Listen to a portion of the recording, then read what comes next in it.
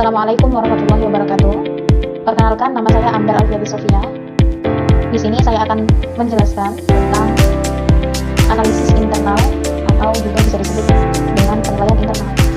Gunawan mendefinisikan analisis lingkungan internal sebagai analisa kekuatan dan kelemahan bagi proses bisnis internal di bidang pemasaran, distribusi, penelitian, pengembangan, produksi, dan lain-lain. Tujuan dari analisis lingkungan internal adalah membentuk sistem untuk meningkatkan performa organisasi dan efisiensi bisnis, memperbaiki strategi, melindungi aset, serta menghasilkan kebijakan yang efektif untuk mencapai tujuan perusahaan.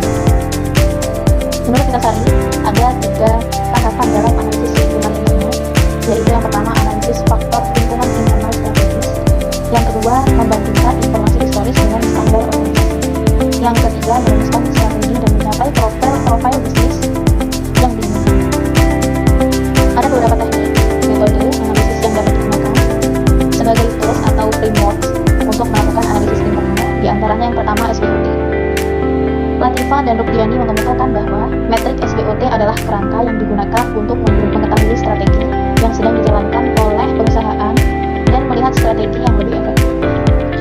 Yang kedua ada analisis rantai nilai atau value chain analysis. Value chain analysis ini adalah sebuah pendekatan yang digunakan untuk menganalisa nilai value dari rantai aktivitas yang dilakukan oleh perusahaan dari mulai input hingga output. Dan yang terakhir ada pandangan berbasis sumber daya atau resource based view yang disebut dengan RBV. RBV dalam analisis lingkungan internal mengedepankan pada aspek kooperatif, pada kepemilikan sumber daya dan pengelolaan sumber daya yang efektif dan efisien. Kemudian selanjutnya ada pendekatan bidang fungsional. Setiap perusahaan memiliki bidang fungsional yang berbeda, namun secara umum beberapa bidang fungsional pokok yang dianalisis diantaranya yang pertama fungsi produksi atau operasi. Manajemen produksi atau operasi ini terkait dengan biaya ketersediaan bahan baku, hubungan dengan pemasok sistem, pengendalian persediaan, dan lain-lain. Yang kedua, ada fungsi pemasaran, seperti analisis pelanggan, menjual produk, perencanaan produk dan jasa, penentuan harga, dan lain-lain. Kemudian yang ketiga, ada fungsi keuangan dan akuntansi. Ini terdiri atas 3 keputusan investasi, keputusan pendanaan, dan keputusan dividen. Yang keempat, ada fungsi SDM, sumber daya manusia. Fungsi-fungsi sumber daya manusia yaitu perencanaan sumber daya manusia, analisis pekerjaan, rekrutmen, dan seleksi, dan lain-lain.